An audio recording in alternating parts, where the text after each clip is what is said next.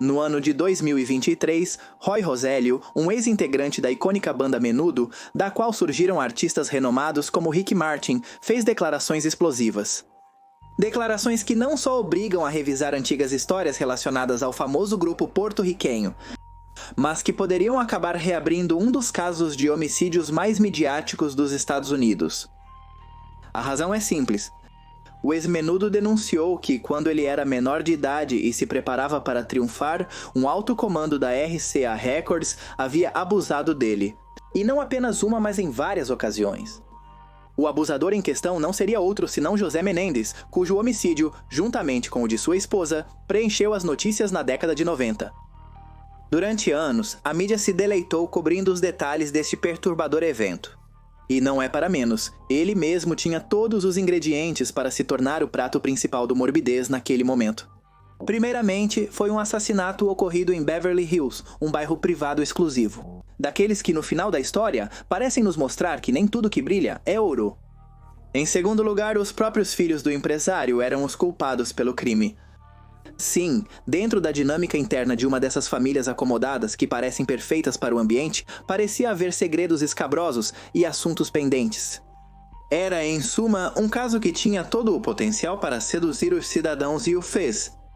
No entanto, o julgamento, as condenações e o que aconteceria depois deixariam um gosto amargo. Hoje, quase 30 anos após aquele ponto final, e graças ao que Roy Roselio contou no documentário Menendez mais Menudo Boys Betrayed, o caso ameaça se reabrir e apresentar uma reviravolta inesperada. Mas não nos adiantemos. Para entender tudo o que aconteceu, é necessário que comecemos do começo. Sejam bem-vindos ao obscuro caso dos irmãos Menendez.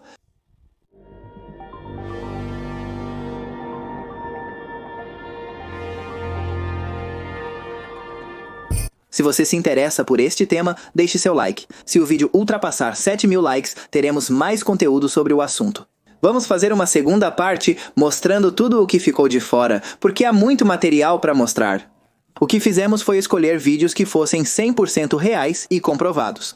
Hoje em dia está ficando cada vez mais fácil editar vídeos e usar a inteligência artificial a nosso favor para fazer vídeos completamente profissionais. O melhor programa para realizar essas edições, obviamente, é o Wondershare Filmora. Wondershare Filmora é o programa mais completo para as pessoas que estão começando com a edição. Em pouco tempo, nos permite editar vídeos de maneira 100% profissional, utilizando as ferramentas de inteligência artificial que tem à disposição. Por exemplo, a ferramenta de legendagem automática. Com um único clique, você poderá legendar todo o seu vídeo de maneira completamente automatizada e carregá-lo assim no YouTube, TikTok, Instagram ou onde quiser, aumentando as visualizações. Se você quer colocar música no seu vídeo, mas não quer usar uma conhecida devido a direitos autorais, Filmora permite que você crie a música que quiser instantaneamente com inteligência artificial. O mesmo vale para as imagens. Possui uma ferramenta de criação de imagens com inteligência artificial. Permitirá criar instantaneamente a foto, desenho ou imagem desejada para ilustrar seu vídeo. Quando você não encontrar vídeos ou fotos do que está falando, se não gostar do fundo do seu vídeo, poderá recortar-se em segundos usando a ferramenta de máscara e mudar o fundo e colocar o que quiser. Tudo isso e muito mais, como por exemplo, eliminar todos os silêncios do seu vídeo ou separar a música da voz se o vídeo foi previamente gravado.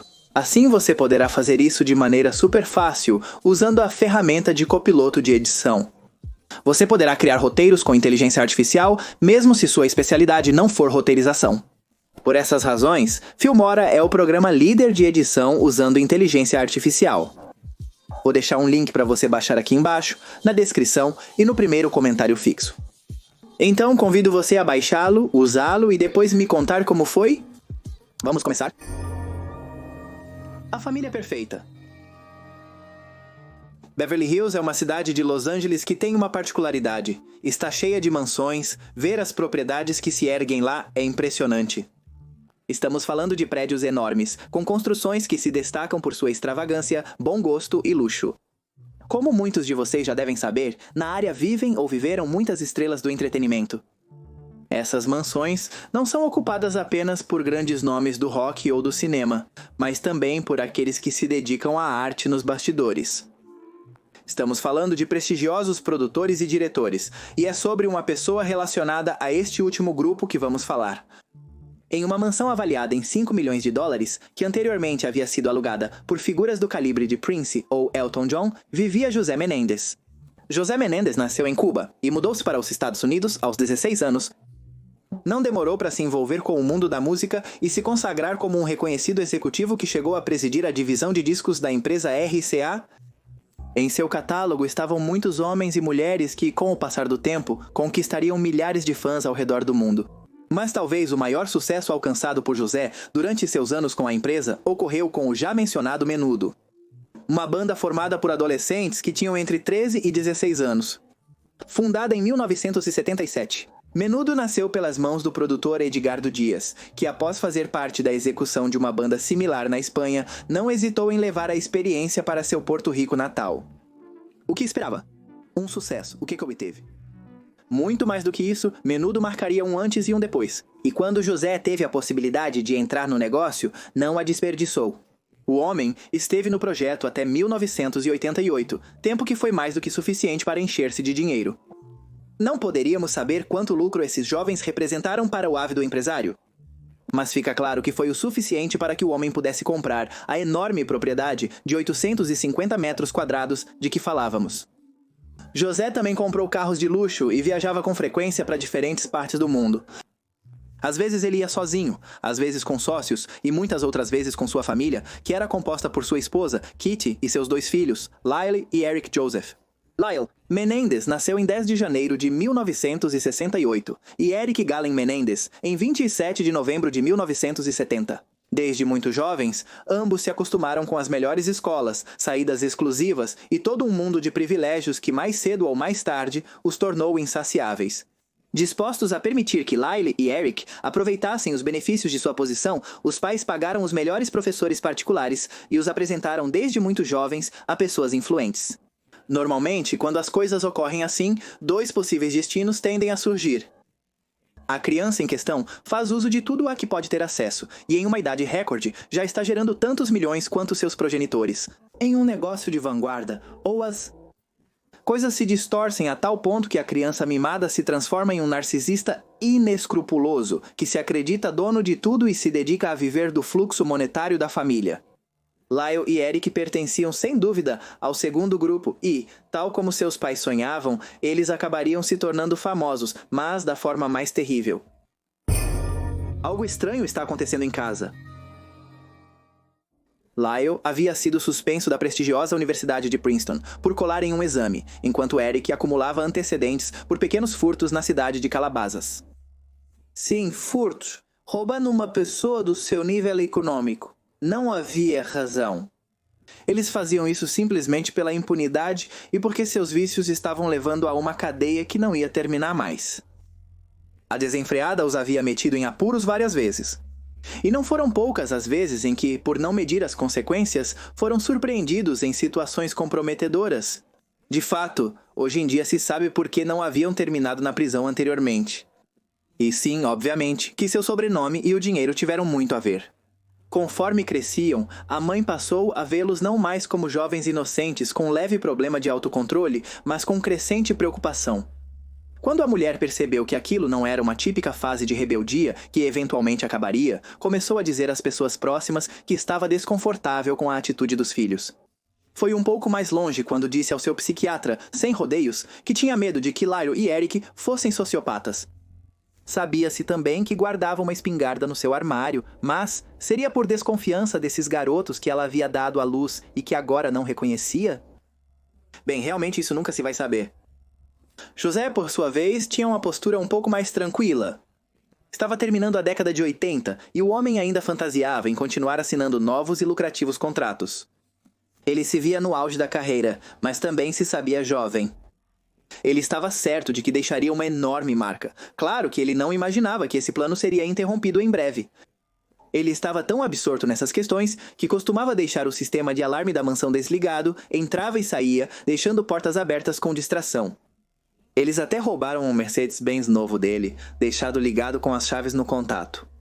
Há quem diga que foram essas atitudes de José, e não as travessuras de seus filhos, que realmente despertaram a paranoia de Kitty, que já não conseguia dormir à noite.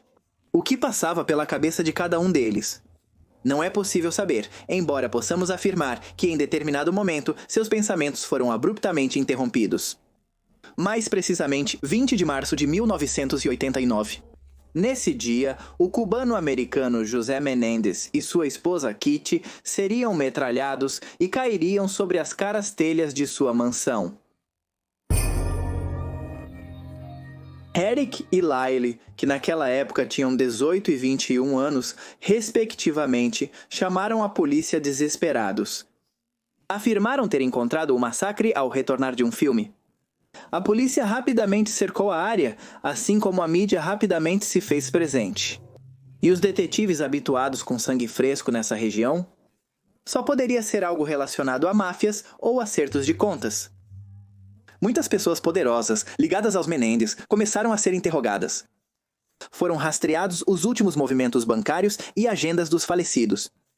As autópsias revelaram que após os tiros na cabeça, os agressores também atiraram em outras partes do corpo. Atitude que poderia estar ligada a uma mensagem secreta que algumas organizações criminosas costumavam deixar. Os rostos de José e Kitty ficaram irreconhecíveis e todos que visitaram a cena concordaram com a brutalidade da mesma.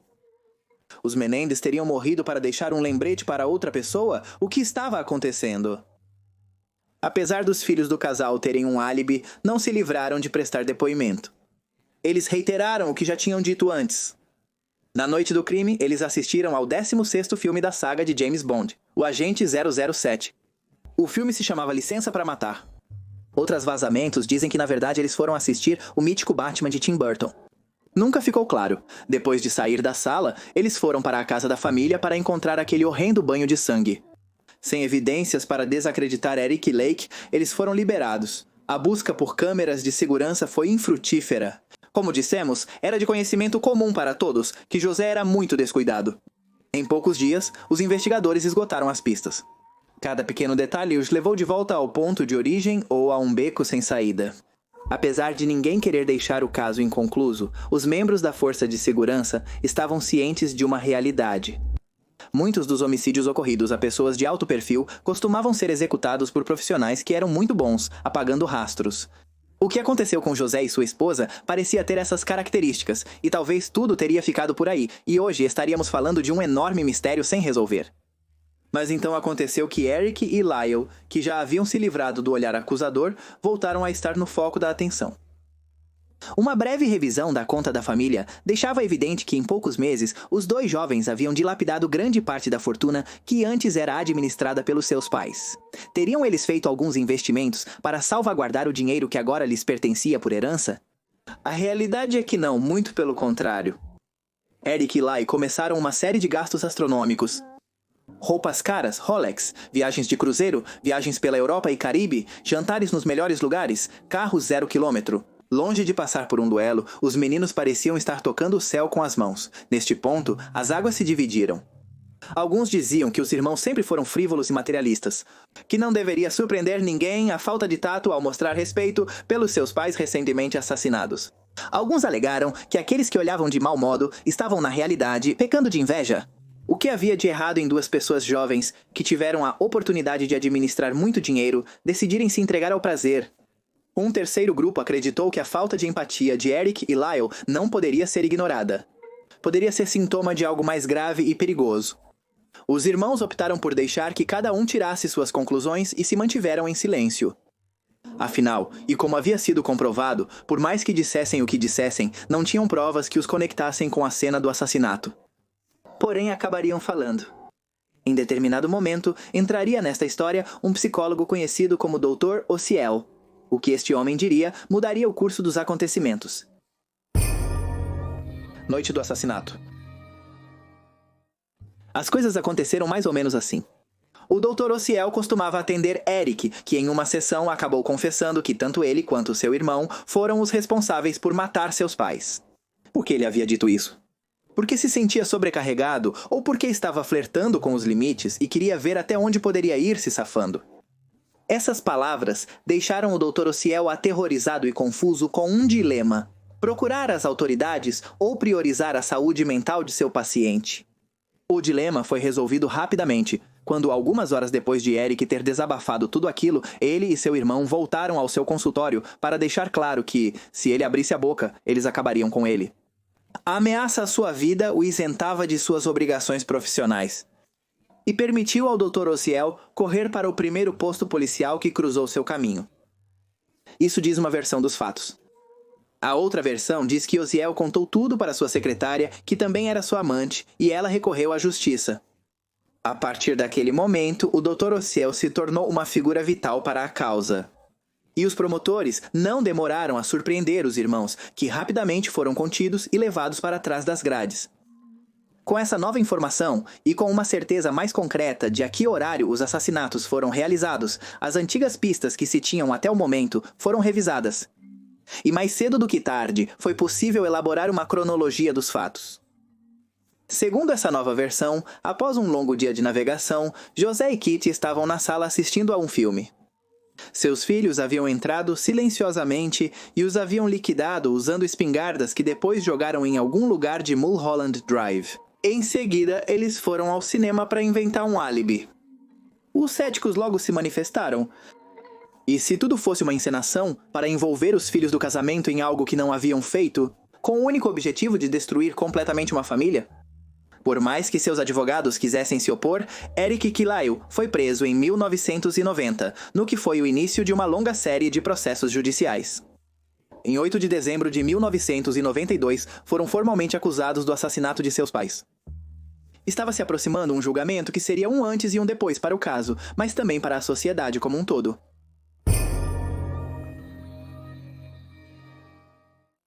O julgamento iniciou oficialmente em 1993 e foi um dos primeiros transmitidos pela televisão. O que isso significa? Que acabaria captando a atenção de dezenas de milhões de espectadores que diariamente se sentavam em frente às telas para tomar nota do que cada um dos envolvidos dizia. Assim, com o passar dos dias, cada um havia formado sua própria opinião sobre o que havia acontecido. Mas as teorias em geral eram duas. A primeira era sustentada pela promotoria, que acusou os irmãos de cometerem o assassinato de forma premeditada. Para herdar o patrimônio de seus pais, estimado em 14 milhões de dólares. A outra tinha a ver com o que Eric e Lyle haviam dito. Os jovens, apesar do que muitos haviam especulado, assumiram imediatamente que haviam sido os responsáveis por apertar repetidamente os gatilhos.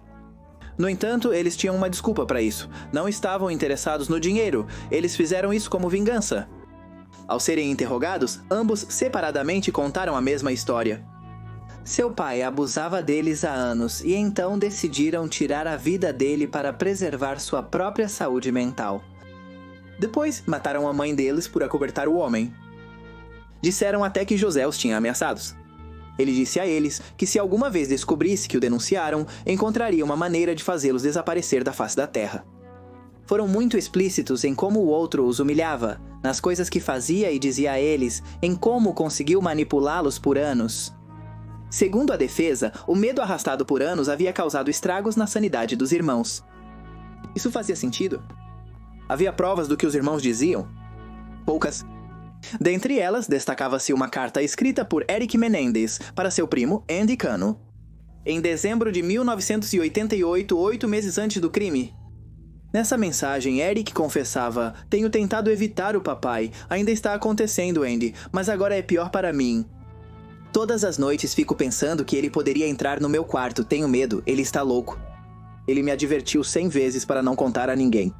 Especialmente para Lyle Cano, que sofreu uma overdose acidental e faleceu em 2003. Ela testemunhou que Eric, aos 13 anos, revelou que seu pai abusava sexualmente dele e que fazia massagens genitais nele.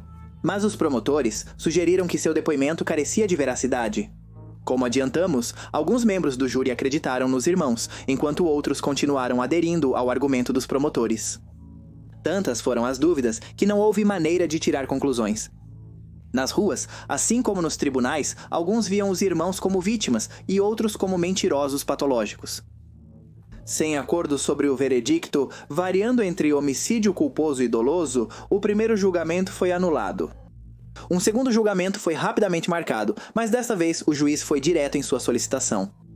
Ele não queria câmeras no local, acreditava que as câmeras geravam muita pressão no júri, que se sentia observado pelos cidadãos que acompanhavam o evento pela televisão. Essa pressão, segundo o juiz, os impedia de serem totalmente objetivos. Polêmicas.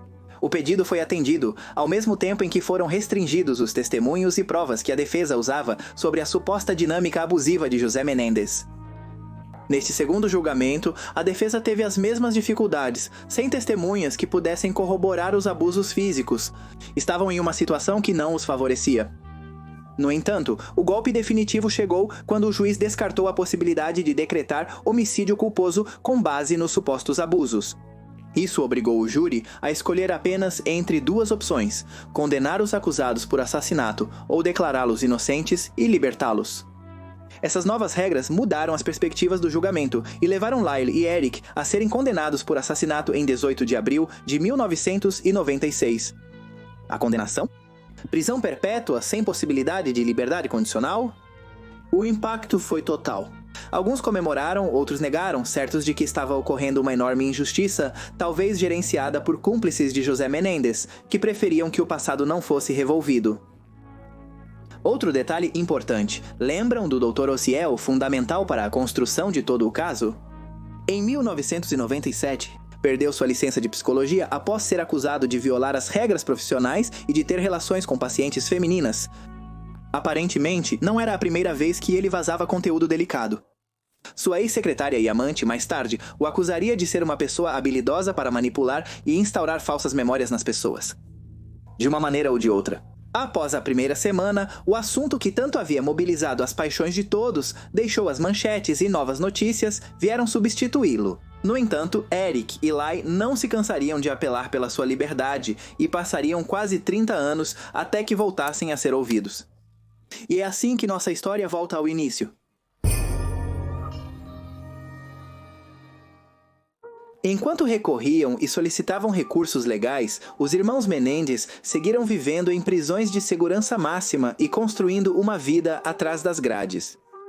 Em janeiro de 1997, Lyle casou-se com uma amiga por correspondência, com quem mantinha contato postal há muito tempo. O casamento terminou, segundo relatos, em menos de um ano, mais precisamente depois que a garota descobriu que Lyle a enganava com outra mulher, com quem também se correspondia. A terceira envolvida era Rebecca Sneed, editora de uma revista.